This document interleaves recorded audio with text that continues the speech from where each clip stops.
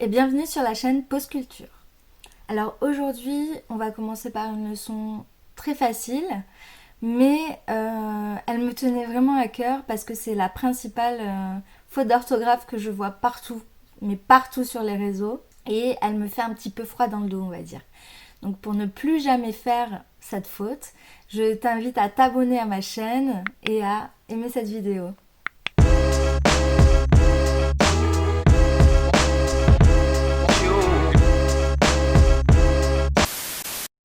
Cette fameuse faute, c'est le ça.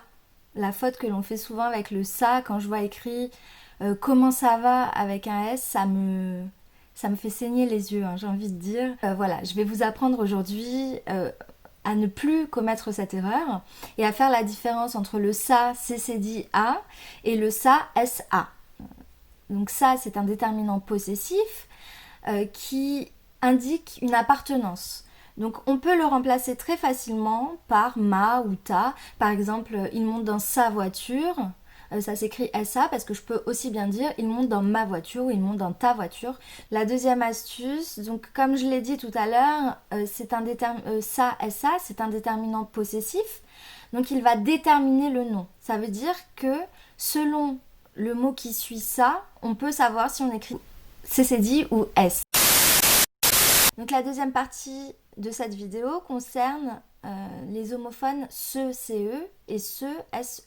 Alors j'ai oublié de préciser tout à l'heure que les mots comme ça qui se prononcent pareil, ça et ça, CCD ou SA, on entend la même chose, ça s'appelle des homophones. Donc là, on va travailler sur les homophones CE et SE. Ce CE, c'est un déterminant démonstratif, donc on va souvent le trouver devant des noms communs. Par exemple, donne-moi ce livre. Je vais montrer en même temps quelque chose. Donc une petite astuce pour savoir quand est-ce que j'utilise ce CE, je peux utiliser la particule là ou si. Par exemple, ce livre-là, ce livre, ce qui va préciser le livre que je souhaite. Donc le SE, donc c'est un pronom qu'on va en général trouver devant un verbe qu'on appelle un verbe pronominal. Par exemple, faire mal, se rappeler, se tromper, etc.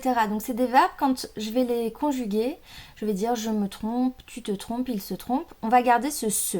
Donc pour savoir quand employer ce SE, l'astuce, c'est d'essayer de changer la personne. Par exemple, il se fait mal, si je change la personne et je mets je me fais mal. Donc là, je sais que ce, comme j'ai remplacé par me, je vais l'écrire SE.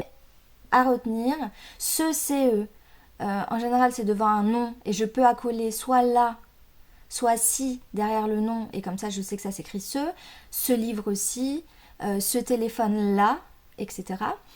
Et ce SE, en général, on va le trouver devant un verbe, le verbe qu'on appelle pronominal, et je vais pouvoir, en changeant la personne, savoir si s'il s'agit bien du SE.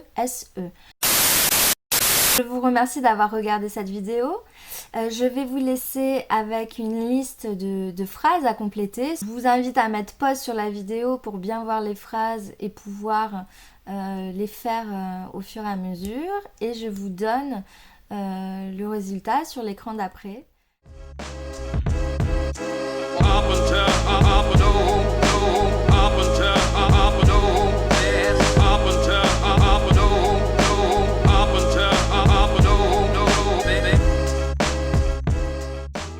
Je vous dis merci et à bientôt pour une nouvelle vidéo. Ciao ciao!